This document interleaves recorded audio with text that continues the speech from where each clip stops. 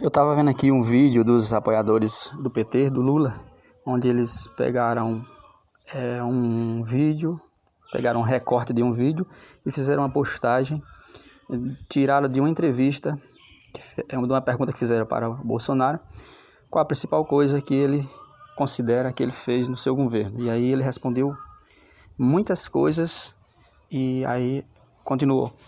E a bandeira verde e amarela, as cores que a gente não via as pessoas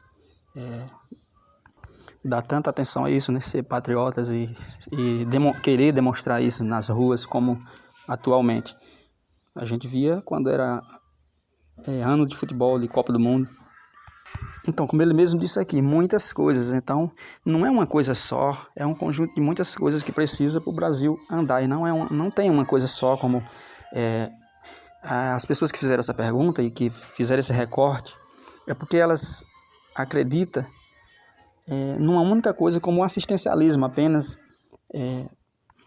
prometer coisas fáceis, prometer coisas boas, como por exemplo picanha com cerveja nos finais de semana, churrasco, essas coisas. As pessoas se apegam a uma única coisa, a um único segmento da sociedade e acham que isso resolve o problema e acham que está tudo bem e que tem que ter uma só coisa, mas não.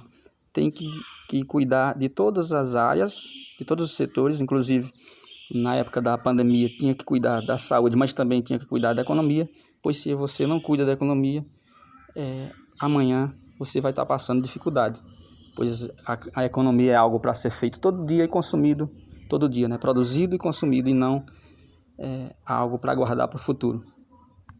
E aí do outro lado também não apresenta um programa nítido, né, de governo, o que vai fazer para melhorar. Diz que vai dar emprego, mas não diz como. Então não tem do que reclamar disso aí se o outro lado lá também não está apresentando. Só que o Brasil nem precisava de um programa nem de governo. O Brasil anda sozinho se ele tiver liberdade, se ele tiver simplicidade, se ele não tiver burocracia, né, se ele tiver uma redução dos impostos para atrair as empresas. E é tudo isso que esse governo atual está procurando fazer. Então a gente está indo por essas orientações, observando esses fatores. As pessoas acham que tem que ter um salvador da pátria, uma pessoa sozinha ou o governo sozinho. Não é o governo sozinho que vai melhorar, desenvolver o Brasil. É toda a sociedade entendendo que tem que todo mundo fazer a sua parte, correr atrás, acreditar e não ficar esperando apenas do governo. Porque tem muitos governos corruptos que querem isso mesmo, um Estado forte, um governo forte para ter todo o controle em suas mãos, para poder manipular boa parte da população que não sabe sobressair sozinho, que não sabe sobreviver e que acha bom depender do governo ali. E é isso que esses governos querem, os governos ditadores. Eles vêm com ofertas, com promessas bonitinhas no início e depois de conquistar a sua população, de cativar, aí elas já estão presas lá e não tem mais como sobressair. Não adianta mais reclamar nem chorar, como é o caso das ditaduras que ocorrem aqui na América do Sul, como Venezuela, a gente tem também a Nicarágua, a Argentina. Pessoas que apoiaram o governo agora estão reclamando das condições que estão enfrentando por conta desse regime que os governos decidiram adotar, pois são regimes que já foram colocados em prática em muitos países e quase todos os países onde foi colocado em prática, a gente viu os resultados desastrosos, onde suas economias quebraram, onde empresas foram embora e onde a população ficou desempregada e aumentou a inflação e aconteceu todas as consequências possíveis, né, resultantes da prática desse regime. E aí as pessoas falam, será que esse negócio de comunismo, socialismo pode acontecer mesmo no Brasil? Está acontecendo, vai acontecer?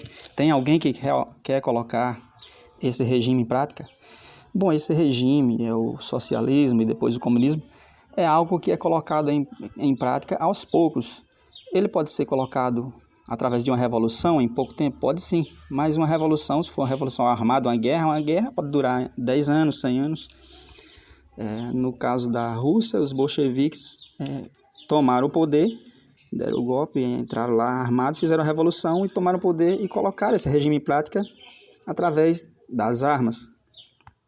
Mas esse regime também ele pode ser colocado em prática, como é o caso, como é a orientação e estratégia dos comunistas, que foi narrado lá, até no Manifesto Comunista, as pessoas que reformularam o comunismo, porque o comunismo foi criado lá, idealizado por Platão, grego, e depois teve Karl Marx, que reorganizou, né, que modificou muitas coisas ali no comunismo,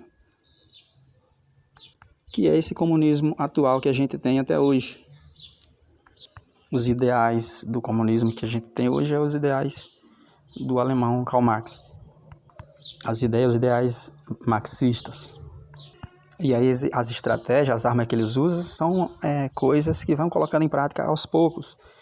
O assistencialismo, né, que é para cativar a parte da população mais carente. O desarmamento da população, então eles são desarmamentistas. Eles são... o comunismo é contra a propriedade privada. O comunismo é contra a religião, né? E aí é só a gente ver as leis que estão sendo colocadas em prática por alguns partidos políticos, que dá para ver que esses partidos políticos estão seguindo na direção desse regime, que estão querendo conduzir o nosso país para esse regime.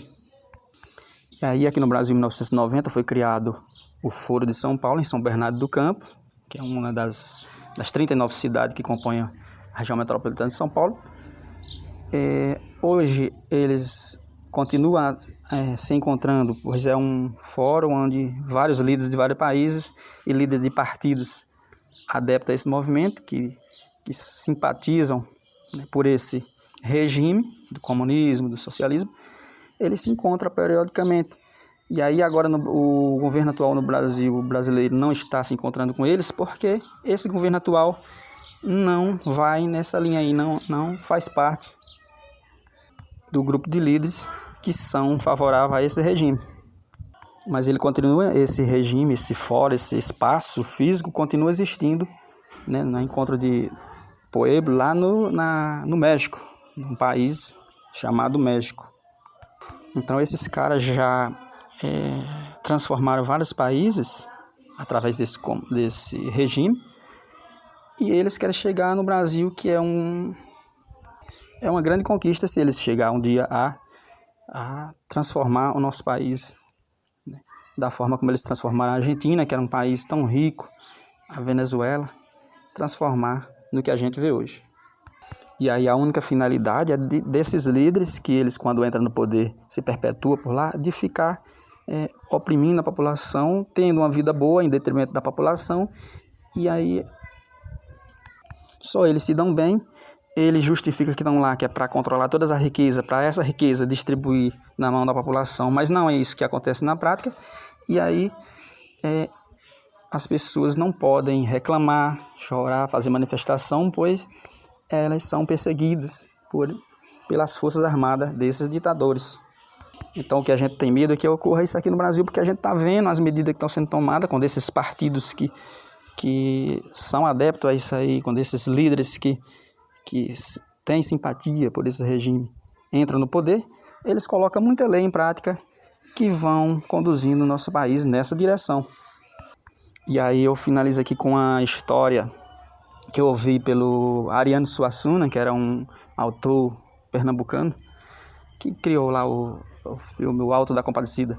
Ele contou uma história que existia um paciente, uma pessoa que foi num médico, num psiquiatra, a família levou, e ele alegava que tinha um jacaré debaixo da mesa.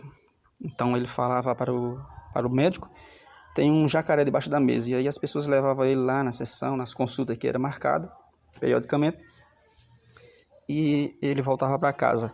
Certa vez, apenas o acompanhante foi, né, tem uma consulta marcada, e o paciente não foi. E aí o médico perguntou por que o paciente não veio. Aí o acompanhante do paciente falou: não, ele não veio, eu vim apenas cancelar aqui as consultas dele, pois ele não veio porque ele foi engolido por um jacaré que tinha debaixo da mesa. Então o jacaré que ele falava que tinha debaixo da mesa realmente existia. Ele estava vendo, apenas as pessoas não procuravam olhar, apenas ouvia o que ele falava e achava, não, mas isso é impossível. Então é isso que está acontecendo. Muitas pessoas estão falando que não vem, esse tal de comunismo que tá arrodeando, chegando nos outros países, não vai chegar no Brasil. Ele pode chegar sim, e a gente está vendo que tem muitas pessoas que querem isso, que estão batalhando, trabalhando ao longo dos anos, ao longo das décadas, dos séculos, para chegar nisso, e ninguém sabe qual é a real intenção, se eles são patrocinados para fazer isso, ou se eles querem apenas porque querem demonstrar o seu poder, ou porque querem realmente conduzir o país e explorar a população e ter uma vida boa. Pois as pessoas que estão no poder lá no comunismo, as pessoas que são os líderes, eles têm uma vida boa, onde eles escolhem os melhores pratos, as melhores viagens, eles têm uma vida boa. O que eles dividem com a população, de igual forma, todo mundo comum, igual, não é as mesmas coisas que eles distribuem para eles, para a corte, para quem está no poder, e sua família e seus amigos. Eles têm uma vida capitalista, uma vida onde eles escolhem o que eles querem, tudo do bom e melhor para eles. Eles viajam. Então, a gente não quer o comunismo por conta disso. O comunismo que tira a liberdade das pessoas, eles eliminam a meritocracia, eles eliminam muitas coisas que servem para a gente, para nos induzir a melhorar, a estudar mais, a se qualificar mais, a correr atrás e a produzir a nossa própria riqueza e nós mesmos controlar a nossa própria riqueza. A desigualdade que eles alegam que é ruim, seja por um regime ou por outro, sempre vai existir. E o pior é isso aí, no comunismo, a desigualdade, o sofrimento está sendo conduzido por alguém, pensado por alguém, né, ou por um grupo ali, e as pessoas estão sofrendo do mesmo jeito. Então, a desigualdade, ela nunca vai deixar de existir. Agora, o que a gente tem que ter é a oportunidade igual para todo mundo se sobressair. E é isso, só quem dá é o capitalismo. E a gente sabe que mesmo que se distribuísse, juntasse todas as riquezas do mundo hoje e distribuísse na mão das pessoas de igual forma para toda a população mundial, amanhã ou daqui a uma semana já ia ter pessoas devendo, pessoas pedindo emprestado, outros mais ricos, o dinheiro corria para a mão de um sabia controlar mais do que o outro gastava tudo, o outro não sabia empregar em nada, não produzia, e as riquezas paradas, ela não é nada. Aquelas pessoas que se tornam ricas é porque elas entregaram algum valor, ela produziu alguma coisa para a sociedade, e através disso que ela produziu, que era algo que as pessoas necessitavam, como um smartphone, como algo que as pessoas querem hoje, isso só o capitalismo é quem pode trazer. As pessoas não investem porque acham bonitinho, então o governo não ia investir em tecnologia, em pesquisa, em ciências para se desenvolver, para se qualificar mais. Eles investem porque querem, estão na corrida ali pelo lucro, e isso é através do capitalismo. Então a gente tem hoje as melhores tecnologias na medicina, os equipamentos, na ciência, em tudo a gente tem as tecnologias, a gente tem acesso, porque vai se fabricando no início e vai acontecendo essa concorrência e vai ficando mais barato até a população ter acesso, até se tornar popular. Então, hoje em dia, se a gente tem as tecnologias a nosso favor, todo mundo tem, uma pessoa que é um trabalhador tem algo moderno, é devido à liberdade